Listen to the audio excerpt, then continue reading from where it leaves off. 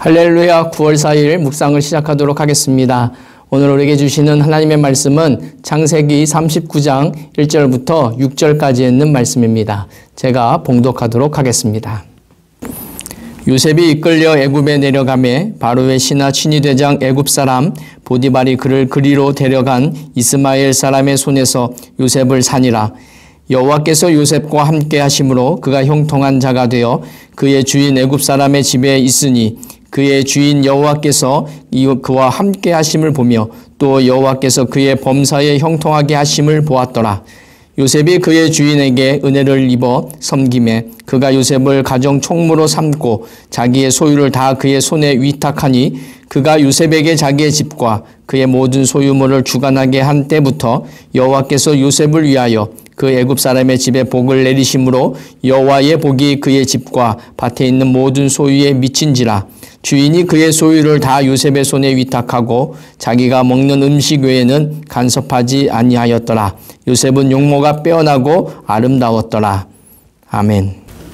우리가 이 세상을 살다 보면 성공을 해서 잘 살 때도 있지만은 어떤 경우에는 실패를 해서 인생 밑바닥까지 내려갈 때도 있습니다. 하지만 이보다 더 비참한 것은 노예로 팔려갈 때가 아닌가 하는 그런 생각을 해봅니다. 물론 지금은 노예 제도가 없어서 그런 노예에 대한 아픔은 없지만은 옛날에는 노예 제도가 있어 전쟁에서 패하거나 또는 빚을 갚지 못하는 그런 사람들이 노예로 팔려가는 경우가 종종 있었습니다.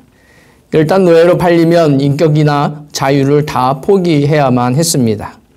오늘 본문에 나오는 요셉도 애굽의 노예로 팔려와서 인생 밑바닥을 경험하게 되는 것을 우리가 볼 수가 있습니다. 1절의 말씀입니다. 요셉이 이끌려 애굽에 내려가매 바로의 신하 친위대장 애굽 사람 보디발이 그를 그리로 데려간 이스마엘 사람의 손에서 요셉을 사니라. 참으로 안타까운 것은 요셉이 노예가 된 이유가 요셉의 형들에게 팔려서 노예가 되었기 때문입니다.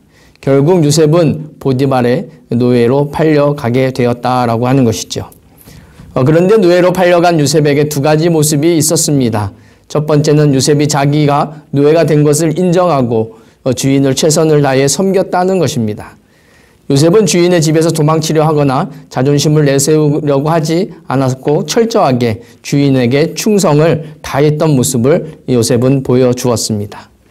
그리고 두 번째는 이런 요셉에게 하나님께서 함께 하시는 역사가 계속 나타났다라고 하는 것이에요.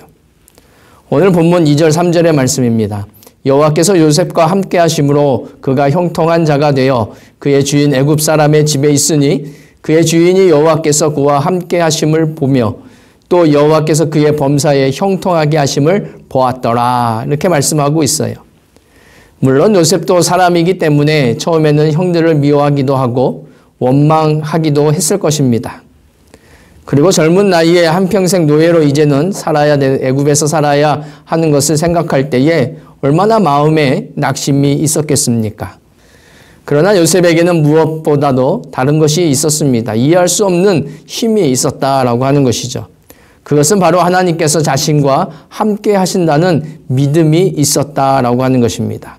그리고 하나님께서 그에게 약속하신 그 약속을 하나님께서 이루어 주실 것이다라고 하는 그러한 믿음을 요셉은 분명히 가지고 있었습니다.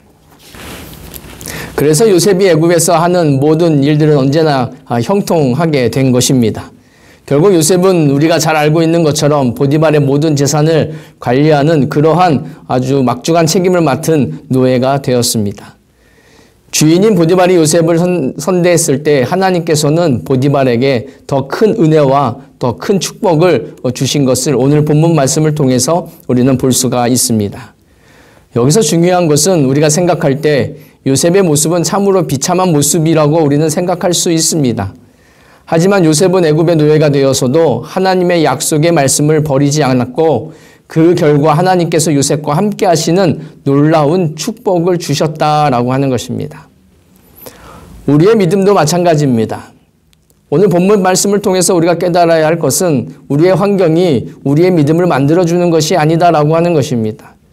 환경이 좋으면 좋은 믿음을 가지고 있고 환경이 나쁘면 믿음이 좋지 못하다라고 하는 것은 잘못된 생각입니다.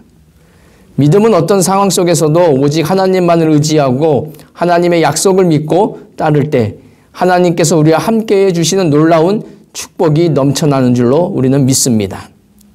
만약 요셉이 애굽에서 와서 일은 제대로 하지 아니하고 신세 한탄만 하고 있었다라고 한다면 결국 더 멀리 더 다른 곳으로 아프리카 같은 데로 팔려갔을런지도 모릅니다. 하지만 자기가 놓여 있는 상황에서 최선을 다한다면 조금씩 하나님의 능력이 나타나게 될 것이고 하나님만을 붙들고 나아갈 때 우리가 생각하지 못했던 하나님의 축복이 또 하나님의 은혜가 우리의 삶에 차고 넘치는 그러한 역사가 일어날 줄로 믿습니다. 바라옵기는 오늘 본문 말씀을 통해서 오늘 하루 우리가 살아갈 때에 어떤 상황이 우리에게 놓여 있을지라도 나와 함께 하시는 하나님만을 생각하면서 최선을 다해 하나님의 축복을 받는 우리 창제교회 모든 성도님들이 하나하나 되시기를 주님의 이름으로 소망합니다. 기도하겠습니다. 고마우신 하나님 아버지 감사합니다. 오늘도 저희들에게 은혜를 베풀어 주시어서 오늘 한날도 하나님이 주시는 시간과 상황 속에서 살아갈 수 있도록 인도하여 주심을 감사합니다. 하나님 저희들이 어떤 상황 속에 있을지라도 낙심하지 아니하고 오직 주님만을 바라보며 주님이 우리들에게 약속하신 그 약속의 믿음을 가지고 나아가는 축복된 성도들 되게 하여 주시옵소서.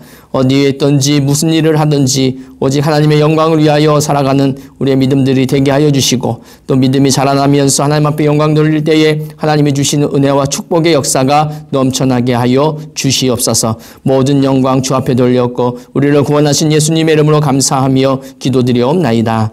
아멘.